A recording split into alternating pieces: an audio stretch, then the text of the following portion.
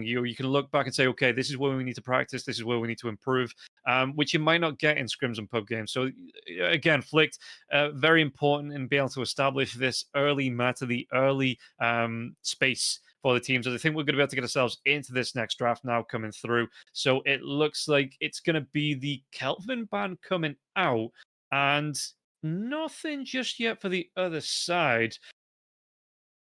I have to say, if you were to ask me a character that I thought was least likely to be banned, it would probably have been Kelvin. Yeah.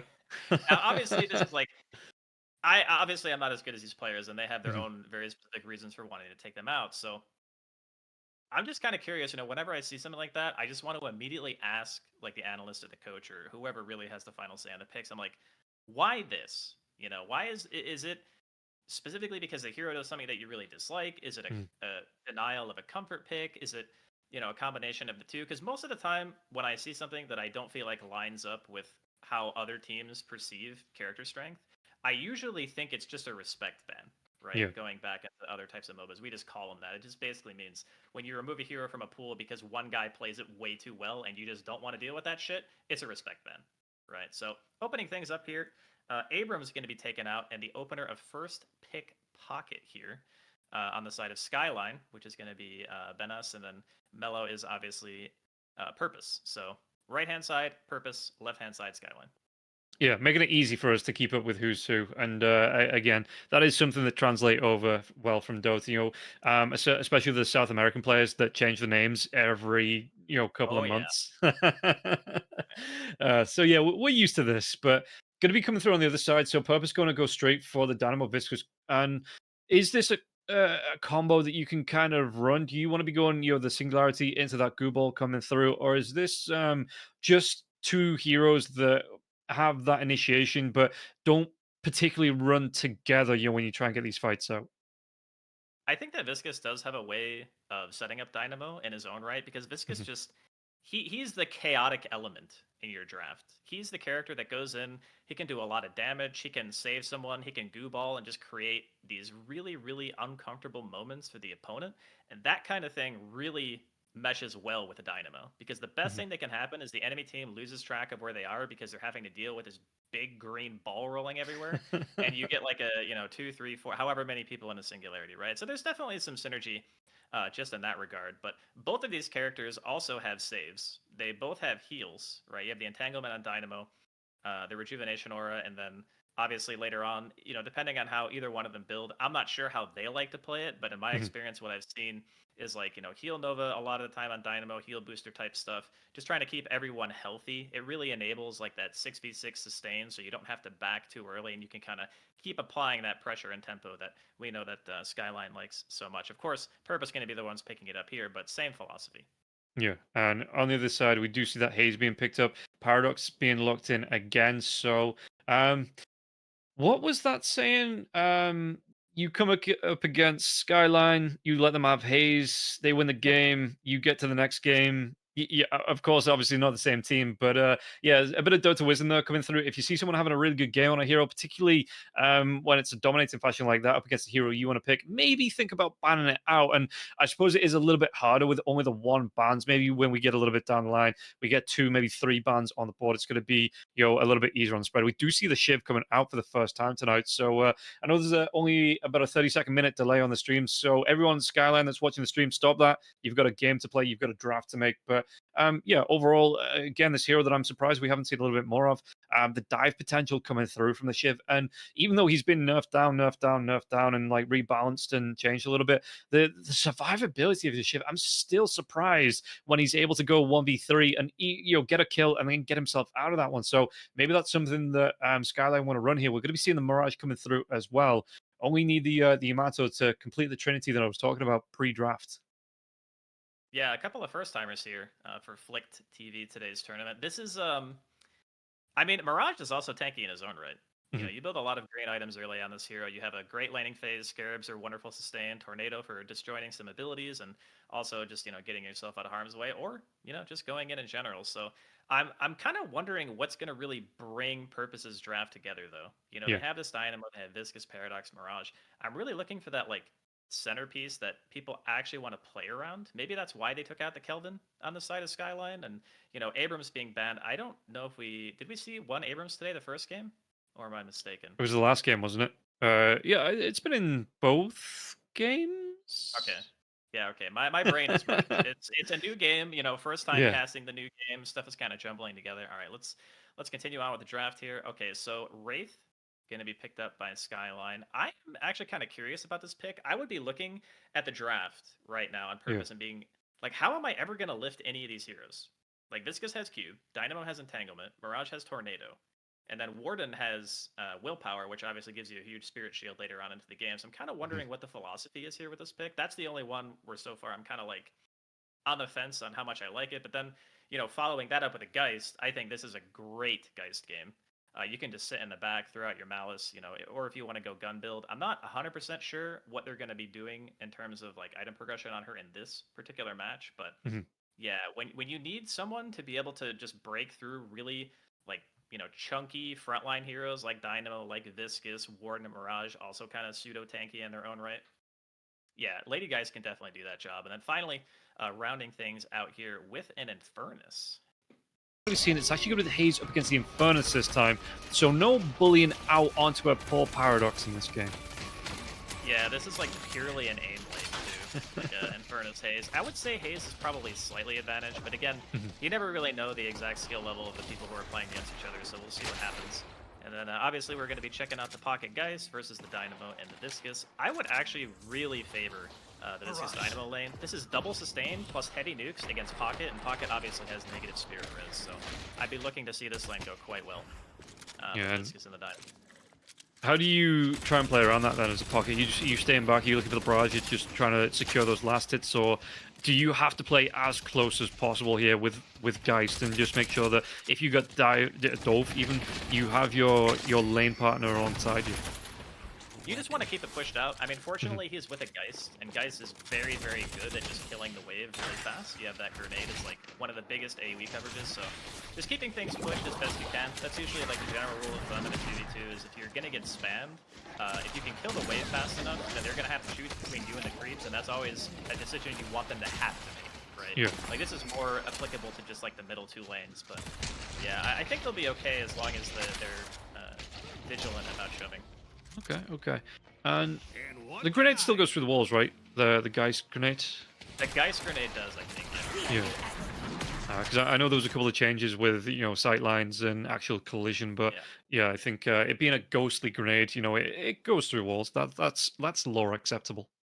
Yeah, I believe Wardens was the one that got changed this most recent patch to where it doesn't go through walls anymore. It respects LOS completely, so you actually have to like put it next to them in order for it to hit if they're playing a corner. Yeah, I think that was the case when it got fixed.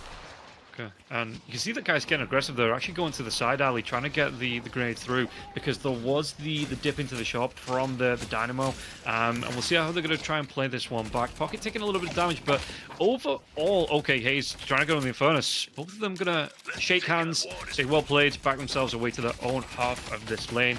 But yeah, overall, it looks like there's not a lot of difference between the two teams in souls, you know, 9 to 7k, but overall in the lanes, only the Viscous really a little bit behind.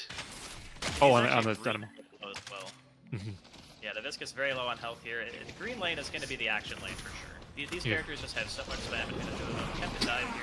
Oh, they're going to try and go. They actually do get killed. Dynamo. Oh, he's not going to be happy about that one. He was looking pretty happy on the interviews, but that's going to put him in a bit of a sour mood here.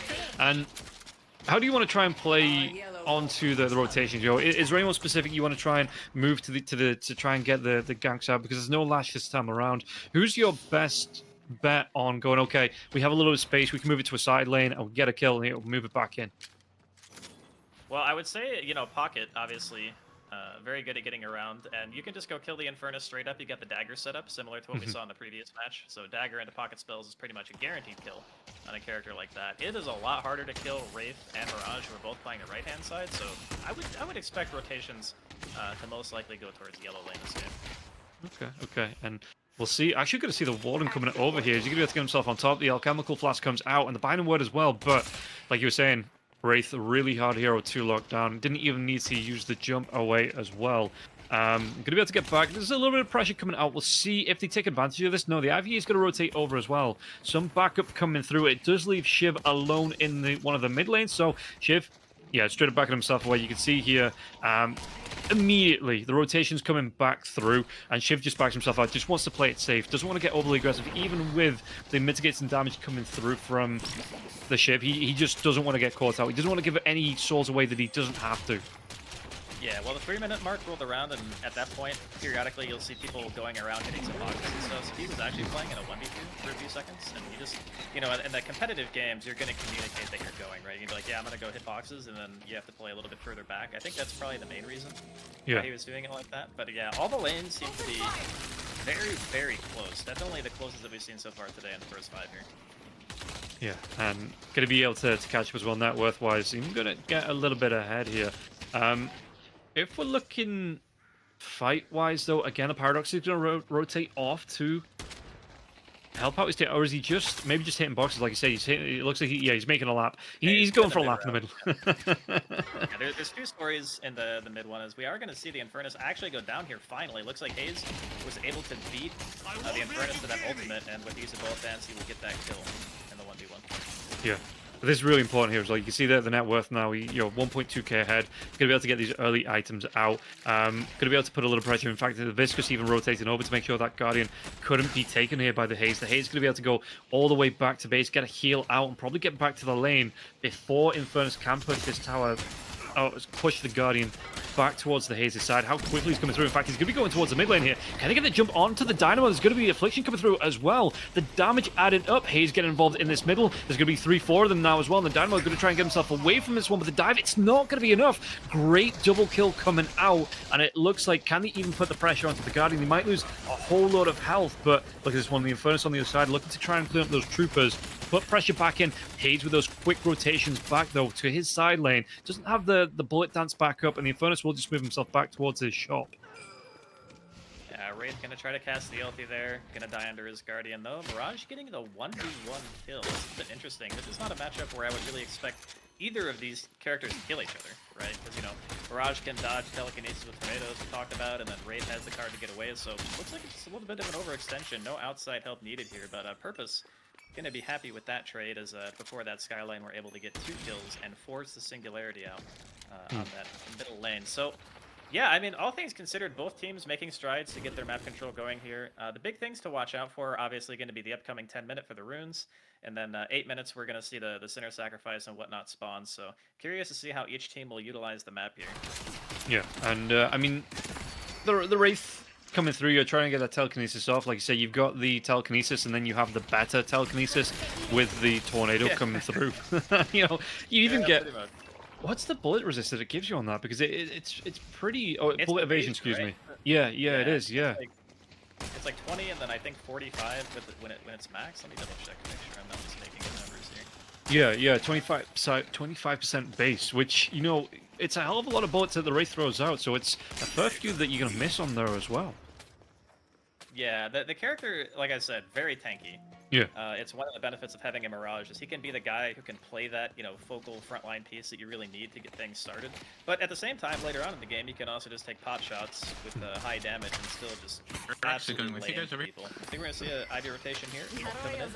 Yeah, what's he going to be able to do and actually get the catch? I know he's going to go around the world, it looks like, on this Ivy. He's not sure where he wants to be dropping this one, just trying to scout out. Meanwhile, though, on the other side, we do have the damage coming through onto the Geist. So the Geist has to back up. Going to try and go in on the Ivy, though. Does he want to try and get on top of the Dynamo? There's going to be the Stormform coming in as well. They take down the Guardian, at least. Doing a lot of damage there.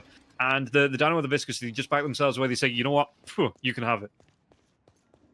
Yeah, sometimes defending the Guardian just isn't worth when you feel like you're going to end up sacrificing too many people for it. I think that's the one thing about Deadlock that I actually really enjoy is if you play the map well, you can kind of always win the game. Like, it's really about macro. How much are you pressuring in response to what the enemy team is doing, you know, and then making sure that you're there for the integral fights for things like mid-boss and such, so that you can actually get the game going in a big way. But yeah, so far, still pretty much the only soul difference here is basically just from the Guardian that we saw fall there on green. But yeah, no real other big moves yet. No, not yet. Well, big move coming in. Paradox actually going to try and get aggressive. Does he have any backup coming through as well? The swap comes in. Warden will be here now as well. The wall goes down, but it looks like the Ivy is away. Have they gone a little bit too deep? Ivy bomb comes through. They're going to be able to get the ultimate coming through from the Warden. Warden, he's looking for it, but who's he really going to be able to find? It looks like it might actually be the Wraith here. Wraith taking a whole lot of damage. Going to be taken down once again. Do we have any reply to this one? The pocket, though, going to try and get, but look at it. Zaviscus just rolls himself in. They see him rolling. And they just fight themselves out. Yeah, they're not going to try and fight into this. The goo coming through from the big green man himself, and puts a little bit of fear onto the other side. So they do back themselves out, and the damage-wise, I mean, it was a good kill. You take down the Wraith, you get yourself in, and not overextending here. They know the limits, and them really playing to them on the side of the Sapphire Flame. They do get a trade, though. In the meantime, the Walker on the far side, purple, actually went down. So the Mirage killed the Walker in exchange for the Wraith kill. So all in all, I think if you're Skyline, you're okay with that. They are going to lose Haze here, though. Looks like Infernus able to take her out. These 1v1 kills, man. What is it with Haze lanes? And just one person or the other just dying. I really don't know what it is. Mid, okay, bridge is going to spawn here. So runes are up on both sides. Right-hand side is going to be secured by Purpose. I think Geist is going to be able to get the one on the side of Skyline. And yeah, here we go. Not the best rune for a Geist, gun rune, but you know, it's something. Yeah, I mean, 17 bullets, you're going to be able to pump those out. Like I say, maybe you wanted like a casting rune, something like that instead. But you get what you're given, and you say thank you, Ice Frog. Otherwise, he turns the RNG against you. Also, check out this earn priority. I mean, they are just in it to win it here on purpose. They have pretty much their entire team going for the quick delivery. They get it.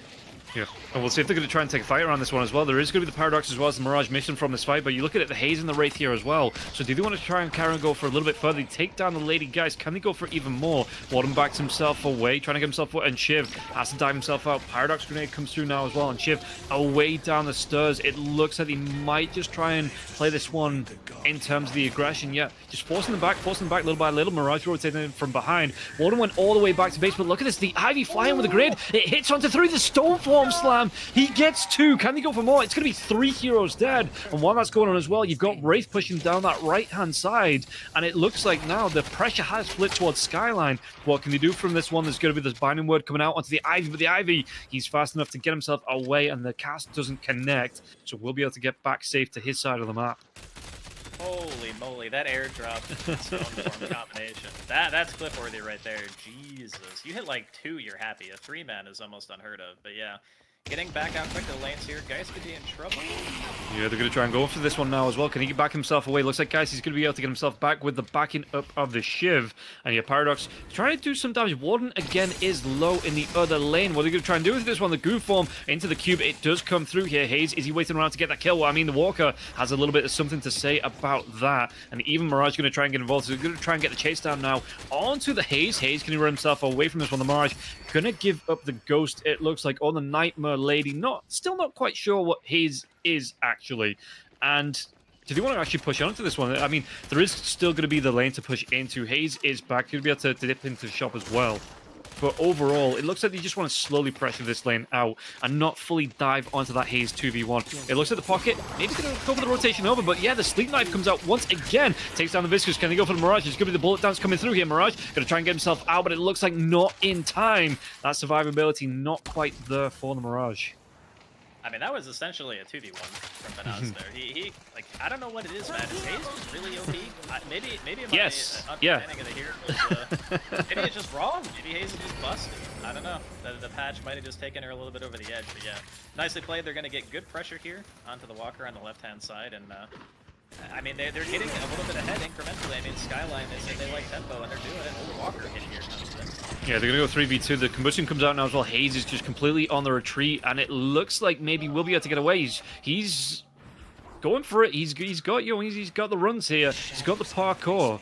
And the smoke bomb coming through as well, so he is absolutely away. And yeah, I mean, you can see the build-up coming through from this Haze. It looks like you're going to have some more, because I am used to seeing more straight-up gun builds coming through, prioritizing like the tier 2, the tier 3 items, but no, he's spreading it around the Spirit as well. So there is, a good spread of damage. You've got the slow and hex coming out as well. Fairly standard, being able to get on top. And does he want to go for more? There's no bullet dance coming through here, Haze, but he still wants to carry on going onto the Mirage. Mirage, does he want to try and run himself away? Yeah, they might just respect this and back themselves up, especially with the Shiv being here too.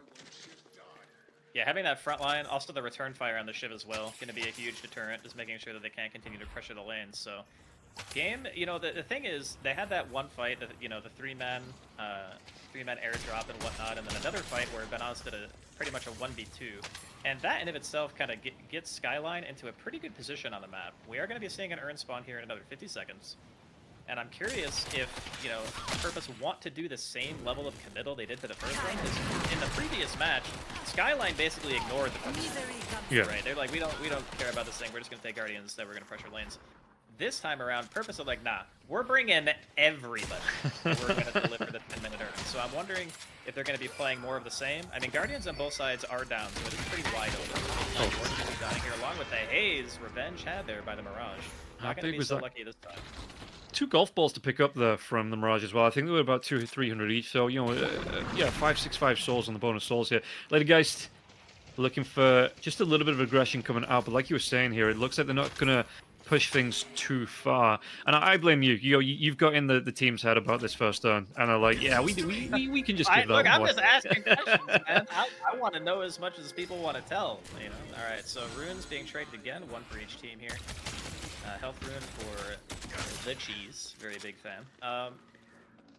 Yeah, I mean, they're kind of hovering on it. Again, on purpose. They got the Infernus and the Hibiscus over there, but not really committing too much right now. Okay, he is going to pick it up on Dynamo.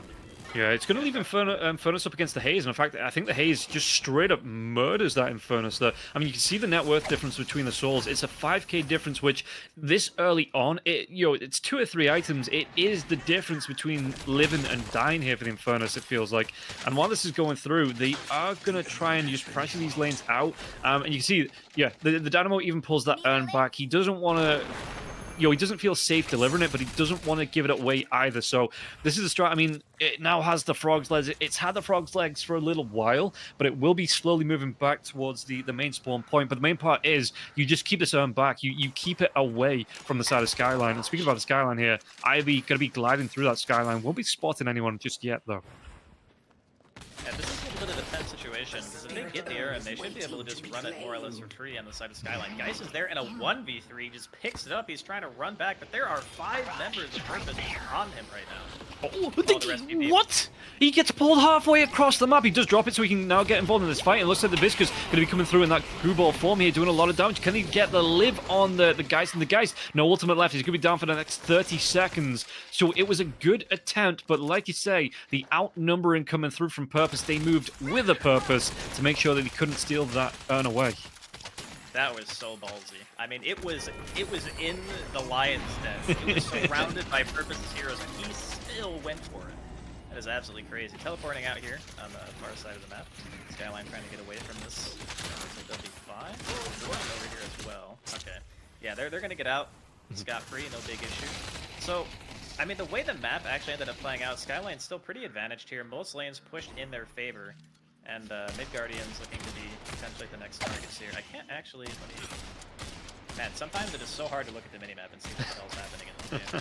Okay, there we go. Okay, yeah, both sideline walkers are dead. Sometimes when the characters are too close, you actually can't see the icons of the buildings that are there. Well, I mean, yeah, we need the full screen map toggle for just for our quality of life. Yeah. Definitely. Okay, so another kill happening on the sidelines. This time Mirage gonna go down to the Wraith and the Haze partnership. So it seems like he gets himself out. Okay, sorry. Yeah, no, you're good. You're good. I was just gonna say, it seems like going to the side lanes is just death for Purpose. Every time they go there, they just die. Yeah, and we're going to see actually maybe a cut-off here because Paradox trying to get himself away. There is going to be the Lady Guys coming through, but the Ivy is already here. Did he get the damage out to get this kill? And Paradox is going to try and do his best, but it looks like even dancing around the wall, is it going to be up here to get himself out alive? I mean, where does he really go from this one? They lock him down, they surround him, they pincer him out, and Paradox, he just has to fall. Yeah, I think I'm starting to see like the general idea here of what Skyline really wanted, and that's you have these 2 characters that are very good at rotating. You know, you have the Ivy, you have the Pocket, and then you have these characters that in a 1v1 are just really hard to deal with. Like Haze and Wraith are fantastic in isolated fights as long as you have, you know, adequate farm. One of which has the bullet dance, you can sleep to run away, you have the invis, you're kind of hard to catch. Same thing can be said for Wraith. So maybe their idea was just that, you know, we have these characters that are really good at occupying the sides, we get the walkers early, and we use them to just hold that. because if they want to kill them, it's going to take a huge commitment anyway, and there is still a small chance that they could get out. And this is also part of the draft that I was mentioning and why I favored Skyline, is that there's no hard catch on the side of Purpose, like none. Like there's no knockdown, there's no combo from Mo and Krill. It's like the fights have to start in a very precise way, and Skyline just aren't giving it to them. Yeah, there might be another one starting off here now as well. The sleep comes through onto the Viscous. Viscous could be able to get himself away with the rolling ghoul ball. But yeah, it does feel like, oh, let's take a look, Haze. Does he get himself on top of Mirage? There is going to be the sleep dagger if he needs to use it here, but actually going to be the Haze opting to take the high ground, run himself away, maybe trying to get himself over to his teammates here. Do they want to try and fight this one out? It's a lot of damage coming through, and the Haze will fall. I would like to see the amount of gold given over the soul, given over there. Looks like Ivy, does he want to try and go for another? Maybe not this time. He's like, 4-man, we'll let that one pass here. As it still the Purpose, they want to be putting some pressure on. They might even be able to get a Guardian out of this here as well.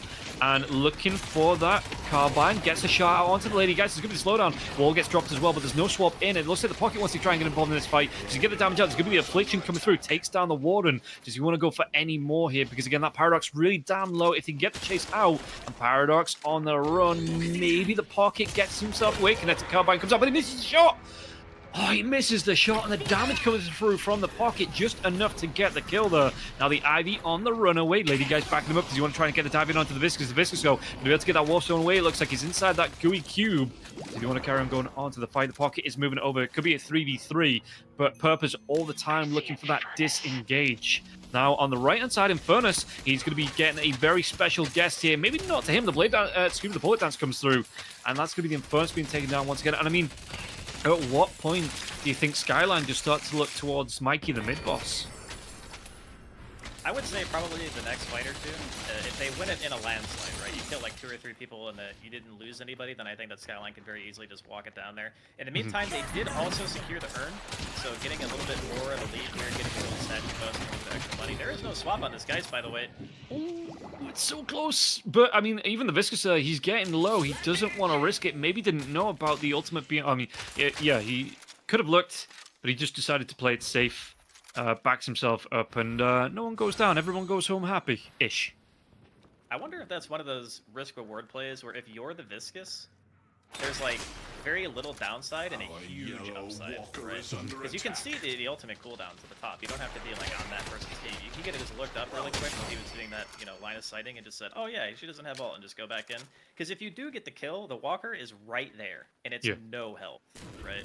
So I'm wondering if it's like one of those things where you look back on it and you're like, maybe I should have just went for it, even if you don't know where everyone is. Because like in my opinion, in that type of situation, maybe it would just work if you die. Pocket trying to get in here onto the Mirage, but the Mirage just turns around and says, absolutely no you don't. Sleeping Dagger comes out though. You want to try and get the damage out. There is no bullet dance. They still get, 3 heroes.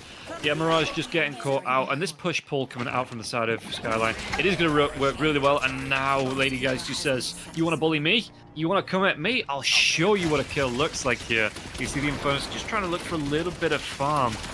But yeah, the net worth difference, it is starting to climb. 27k difference in souls between the two teams now.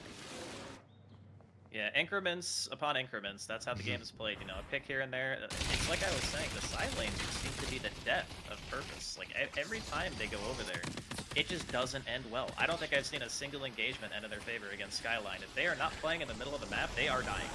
Yeah. I don't know if that's like strategically the way that Skyline wanted it to work out, but it's just happening to be that way. They're gonna see the Mirage ult in here. Could be a big fight.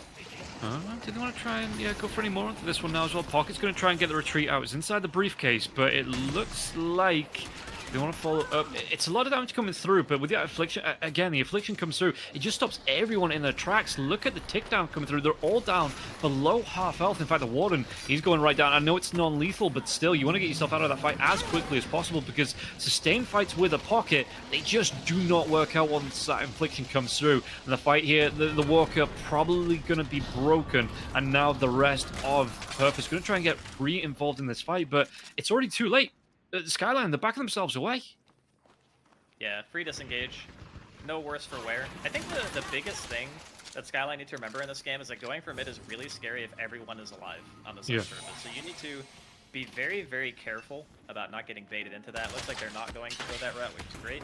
Sometimes you can like bait a mid-boss fight and try to lure them in, but I think it's still a bit scary given how many good abilities they have in close proximity. You know, you have the combustion on the Infernus, you got singularity on Dynamo and whatnot. As long as they kind of don't fall for that trap, I think it's gonna be good for them. Although they could have an opportunity here. See if there's a bait or if they're just gonna full on all in. Yeah. A little bit hesitant. Yeah, looks like a bait.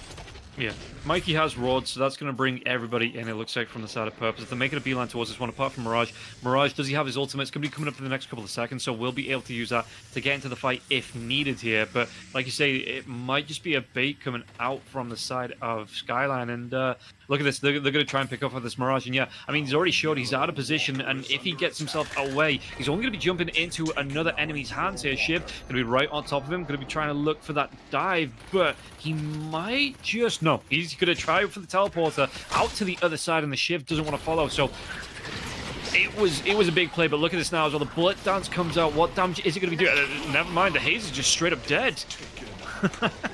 Okay, not the impact what I was expecting.